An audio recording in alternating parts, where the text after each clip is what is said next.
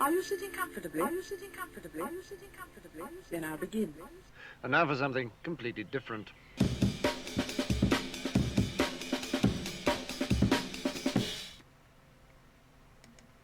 Welcome to the Silent Night reading series. Today, we're reading The Doors of Perception by Aldous Huxley. And here's a quick little excerpt. By a series of, for me, extremely fortunate circumstances, I found myself in the spring of 1953 squarely athwart on that trail. One of the sleuths had come on business to California. In spite of 70 years of mescaline research, the psychological material at his disposal was still absurdly inadequate, and he was anxious to add to it. I was on the spot and willing, indeed eager, to be a guinea pig. Thus it came about that, one bright May morning, I swallowed 4/10 of a gram of mescaline, dissolved in half a glass of water, and sat down to wait for the results. We live together, we act on, we react to one another, but always and in all circumstances we are by ourselves. The martyrs go hand in hand into the arena, they are crucified alone. Embraced, the lovers desperately try to fuse their insulated ecstasies into a single self-transcendence, in vain. But its very nature, every embodied spirit is doomed to suffer and enjoy in solitude. Sensations, feelings, insights, fancies, all these are private and except through symbols and at second hand, incommunicable. We can pool information about experiences, but never the experiences themselves. From family to nation, every human group is a society of island universes. Most island universes are sufficiently like one another to permit of inferential understanding or even mutual empathy or feeling into.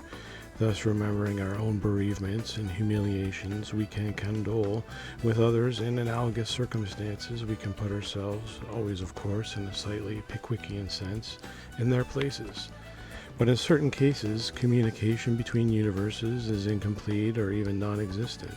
The mind in its own place and the places inhabited by the insane and exceptionally gifted are so different from the places where ordinary men and women live that there is little or no common ground of memory to serve as a basis for understanding or fellow feeling.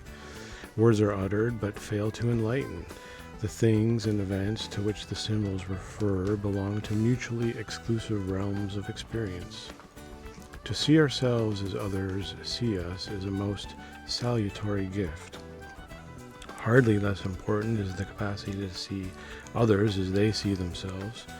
What if these others belong to a different species and inhabit a radically alien universe? For example, how can sane get to know what it actually feels like to be mad?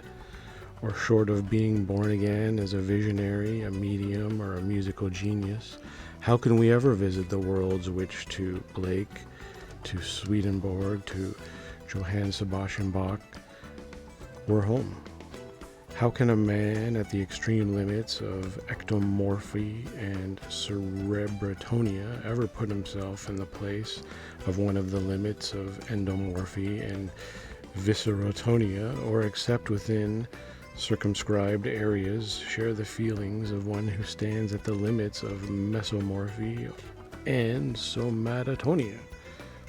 To the unmitigated behaviorist, such questions, I suppose, are meaningless, but for those who are theoretically believe in what practice they know to be true, namely, there is an inside to experience as well as an outside, the problems posed are real problems, and all more grave for being, some completely insoluble, some soluble, only in exceptional circumstances and by methods not available to everyone.